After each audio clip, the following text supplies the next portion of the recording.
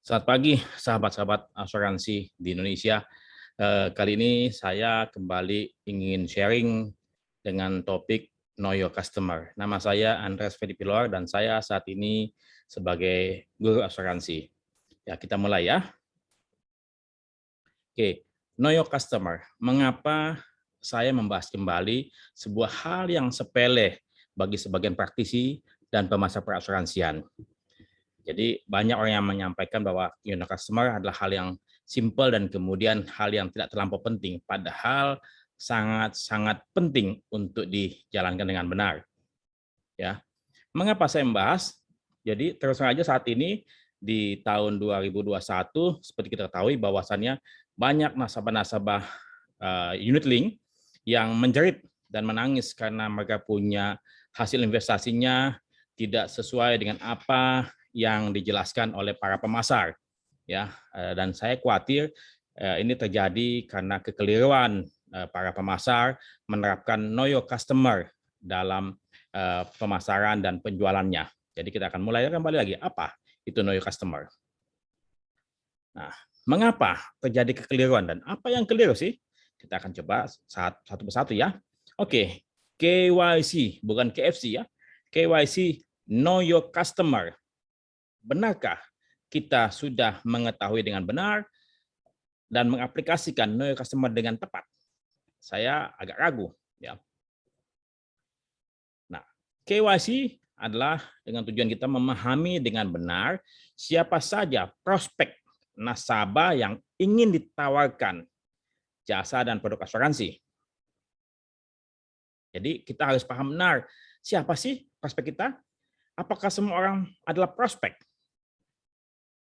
Tidak semua orang adalah prospek. Jadi prospek itu tidak semua orang menjadi prospek. Prospek yang tepat bagi produk dan jasa asuransi yang dimiliki oleh perusahaan asuransi umum dan atau perusahaan asuransi jiwa, terlebih produk asuransi yang rumit dan atau kompleks untuk dipahami oleh masyarakat yang awam, tingkat pendidikan rendah, ekonomi pun juga terbatas. Jadi tidak semua orang adalah prospek.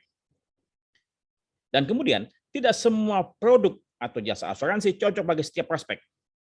Sehingga pemasar, siapapun itu di luar sana, harus menggali terlebih dahulu segala informasi dan keadaan dan kondisi nasabah agar produk atau jasa asuransi itu sesuai dengan kebutuhan dan kondisi calon nasabah ataupun prospek.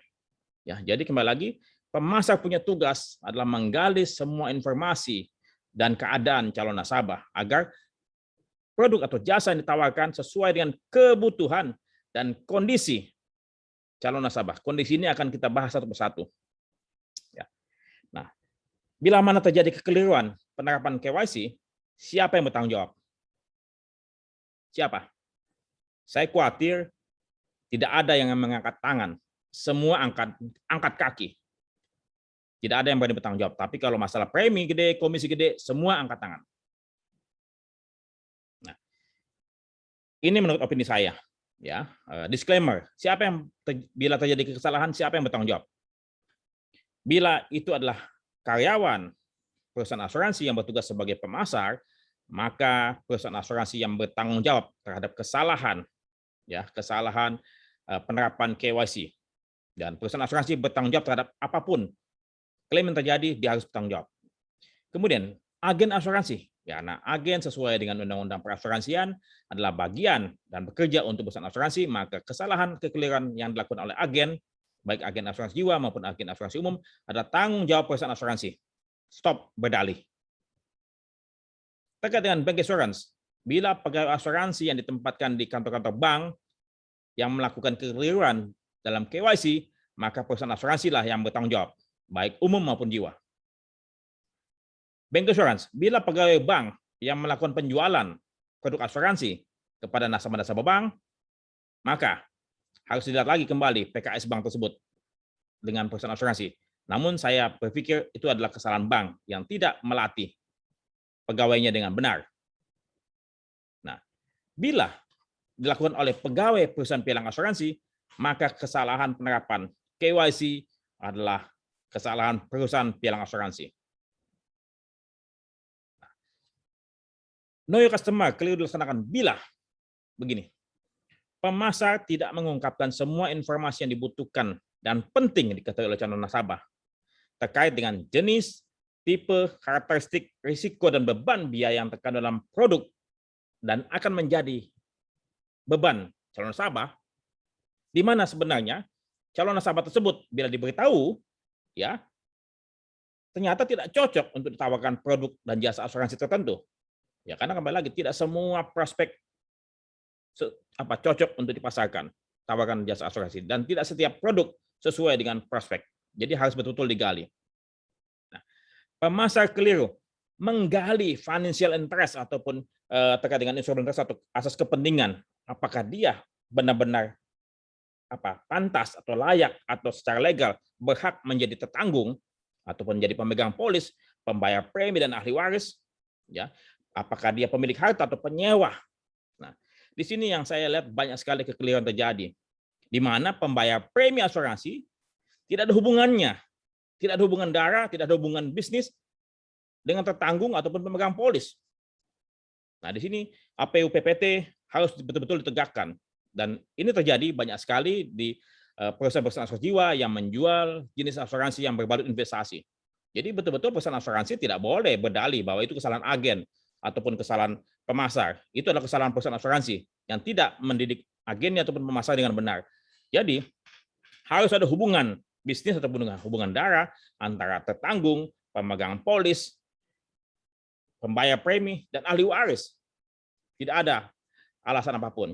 Dan kemudian juga jangan sampai ya ini terjadi. Saya lihat ada perusahaan asuransi umum yang saya tangani saat ini, ya agen dan nasabah serta pemasar asuransi.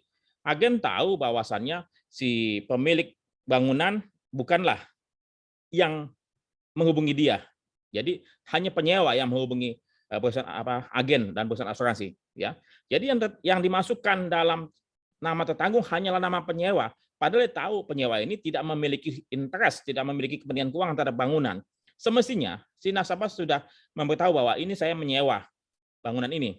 Mestinya dimintakan kontrak sewanya sehingga nama tertanggungnya akan tertulis nama pemilik, QQ, nama penyewa.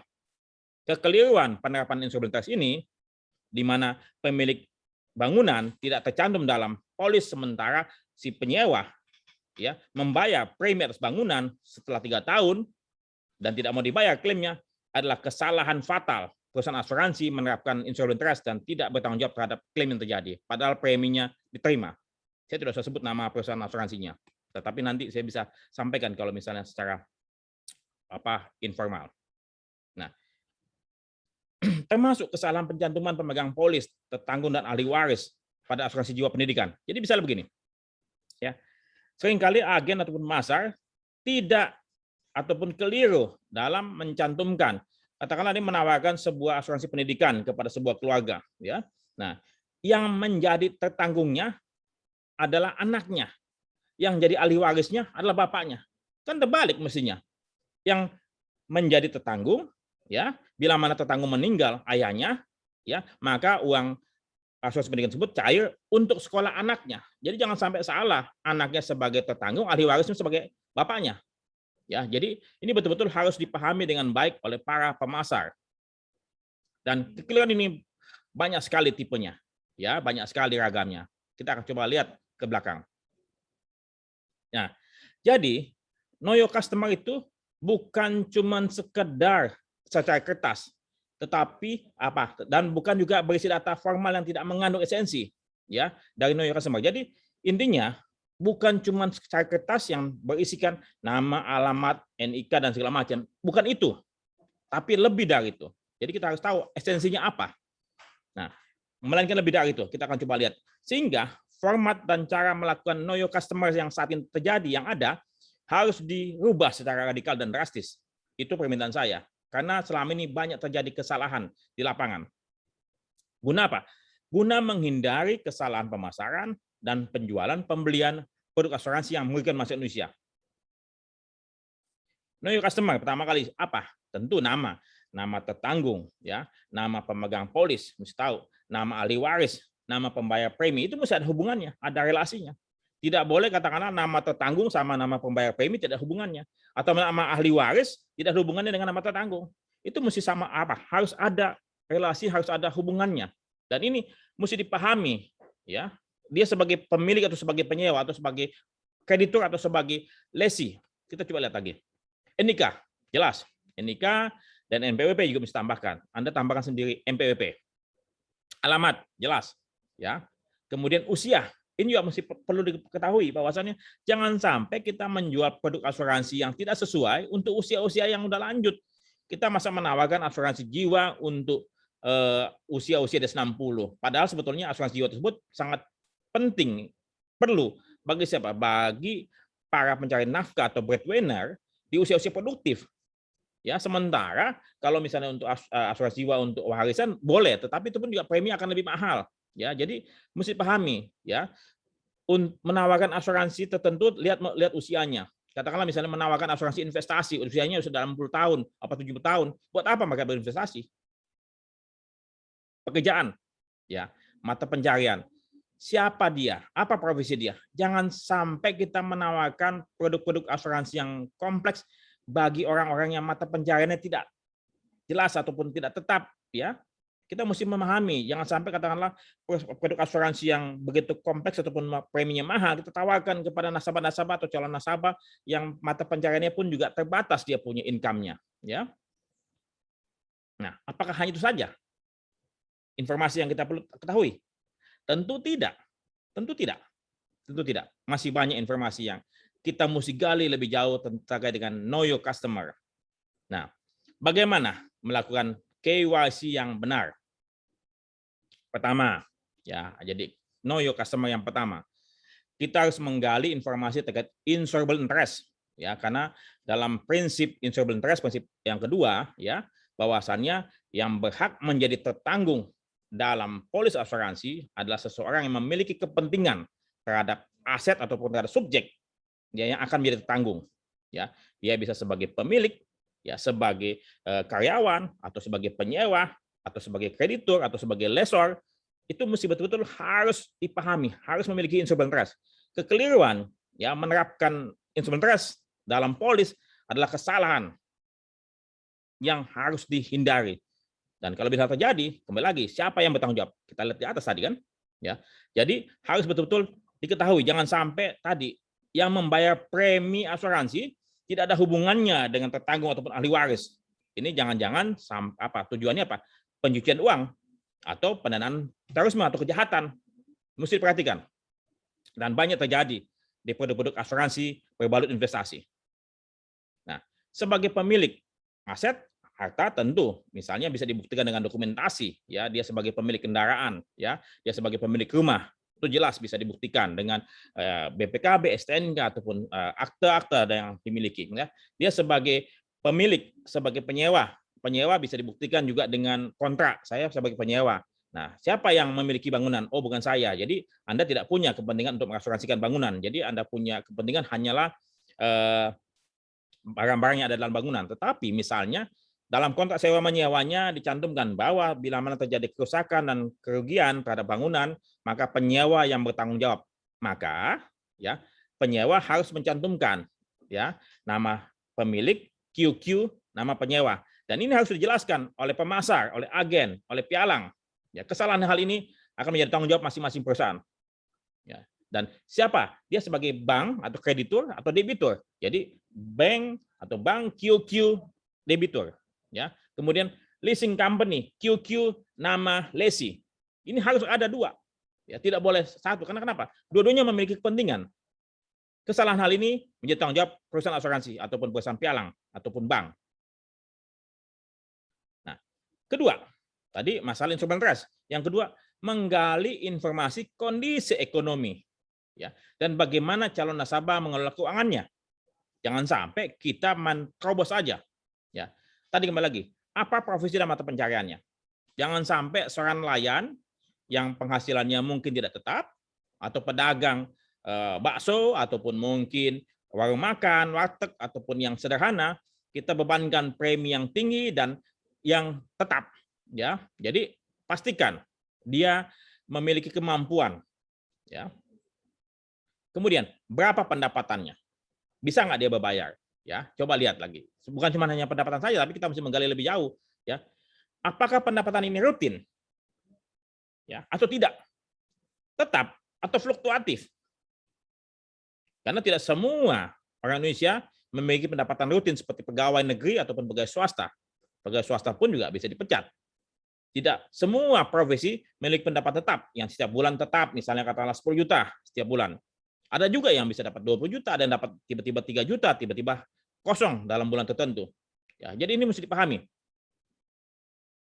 Sudahkah Anda melakukan hal ini? Saya khawatir hanya sedikit yang melakukannya. Apakah mereka memiliki hutang ataupun pinjaman? Yang selama ini katakanlah pinjaman rumah, pinjaman cicilan rumah, cicilan mobil, cicilan segala macam ya. Kemudian, berapa cicilan pinjamannya?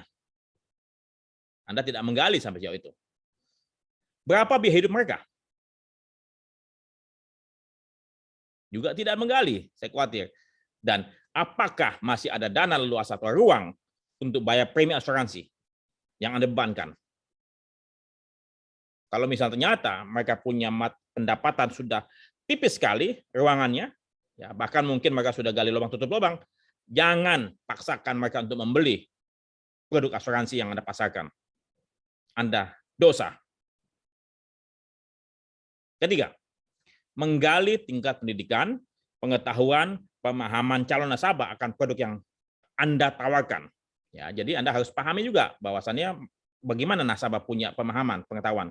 Nah, pertama, bagaimana tingkat pendidikan calon nasabah? SMA, S1, atau S2? Atau mungkin S3, SD, SMP, SMA? Ya, Anda harus pahami, karena tingkat pendidikan mempengaruhi tingkat intelektual terkait dengan produk-produk perbankan ataupun produk keuangan, asuransi, dan lain sebagainya. Apakah calon nasabah paham akan kandungan investasi di dalam sebuah produk unit link ataupun endowment? Ya, Anda jangan bilang ini tabungan. Ya, Anda dosa. Ya. Sampaikan ini investasi jenis apa? Mesti jelaskan. Ya. Nah, apakah calon nasabah memiliki pengetahuan akan jenis investasi yang ada dalam kandungan produk tersebut? Kalau tidak, jangan tawarkan. Bagaimana profil risiko calon nasabah? Bagaimana Anda mengukurnya? Apakah Anda ditanyakan langsung? Coba tanyakan, Bapak selama ini mengelola keuangan Bapak atau Bapak menabung di mana saja? Oh, saya menabung di bank, ya di tabungan. Ya deposito cuma sedikit, yang lain nggak ada. Berarti apa? Dia tidak tahu produk investasi yang Anda tawarkan dalam unit link. Kalau dia cuma selama ini menabung di bank. Ya. Bagaimana kebiasaan calon nasabah mengelola keuangannya? Deposito, logam mulia, atau reksadana?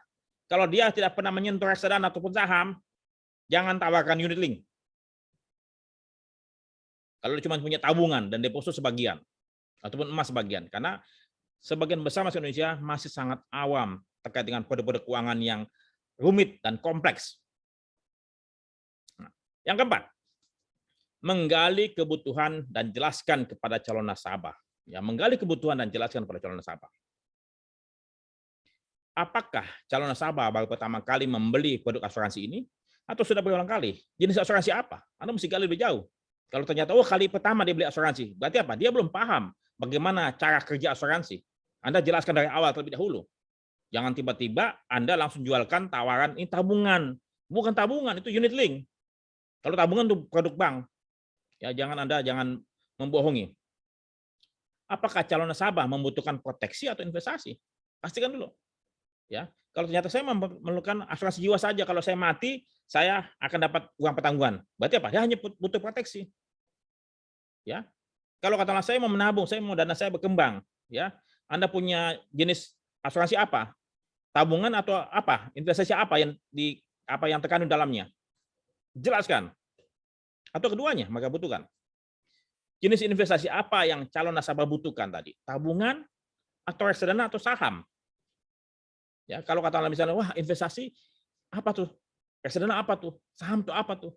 Mendingan Anda tidak jual unit link. Nah, jelaskan lagi ya, risiko dan imbal hasil yang ada. Ya. Dan Anda harus mencantumkan ilustrasi itu minus, nil, dan positif. Jangan hanya mengiming-imingi semua positif, karena investasi tersebut tidak pernah selalu positif, tidak pernah. Selalu ada minus dan nil juga. Ya, jadi ada yang negatif, ada yang BIP, ada yang positif. Ya, jangan sekali-sekali lagi mencantumkan ilustrasi yang bagus-bagusnya saja. Karena nasabah perlu tahu kepahitan apa yang akan mereka terima suatu saat. Ya, jadi tolong cantumkan ilustrasi tersebut yang negatif. Jadi misalnya Anda mau cantumkan positif 10%, ya negatifnya 10%. Kalau Anda mau cantumkan positifnya 25%, negatifnya 25%. Ya, jadi harus Anda adil. Ya, supaya nasabah juga tahu, aware terkait dengan apa yang mereka hadapi. Jelaskan biaya yang menjadi beban calon nasabah. Besarannya berapa persen dan berapa tahun dan kapan dibebankan, di muka atau di belakang. Anda jangan menutupi, karena saat ini banyak sekali nasabah unit link yang tidak diberitahukan mengenai hal ini. Ya, jadi kalau katakanlah misalnya nasabah sudah diberitahu hal ini dan dia tidak mau, jangan paksakan. Ya, know your customer. Saya minta Anda jangan membual lagi. Stop bullshit.